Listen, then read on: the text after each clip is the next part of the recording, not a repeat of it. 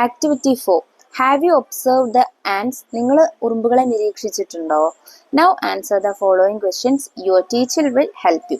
നിങ്ങൾക്ക് താഴെ കുറച്ച് ഒരു 5 ക്വസ്റ്റ്യൻസ് തന്നിട്ടുണ്ട്. അതിന് ആൻസർ ചെയ്യാനാണ് നമ്മോട് പറഞ്ഞിട്ടുള്ളത്. അപ്പോൾ നമുക്ക് ഓരോ ക്വസ്റ്റ്യൻസ് നോക്കാം. How many ants did you see?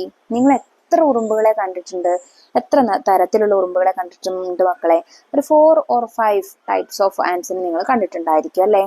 Where did you see them? നിങ്ങൾ ഇവരെയൊക്കെ എവിടെയാ കണ്ടത്?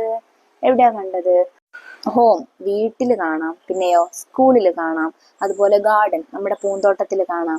പിന്നെ ഇൻ ദ യാർഡ് അല്ലെ, മുറ്റത്ത് കാണാം. പിന്നെ ട്രീ, ഓൺ ദ ട്രീ, മരത്തിൽ കാണാം.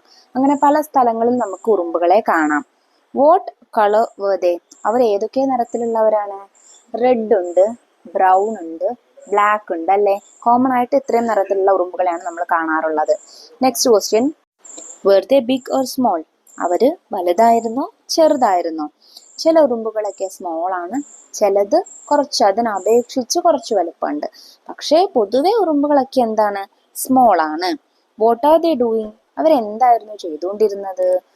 ദേ ആർ കളക്ടിങ് ഫുഡ് അല്ലെ? അവരൊരിക്കൽ ഒരുപക്ഷെ ഭക്ഷണം ശേഖരിക്കുകയായിരിക്കാം. അല്ലെങ്കിൽ ദേ ആർ ഈറ്റിംഗ് ഷുഗർ, അവർ പഞ്ചസാര കഴിക്കുന്നുണ്ടായിരിക്കാം. അതല്ലെങ്കിൽ ദേ ആർ മാർച്ചിങ്, അവരിങ്ങനെ ഒന്നിന് പിറകെ ഒന്നായിട്ട് ഇങ്ങനെ പോവുമായിരിക്കാം അല്ലെ? അപ്പൊ നിങ്ങൾ ഒബ്സർവ് ചെയ്ത ആൻഡ് എങ്ങനെയാണോ എന്താണോ ചെയ്തത് അത് അവിടെ എഴുതി കൊടുക്കുക.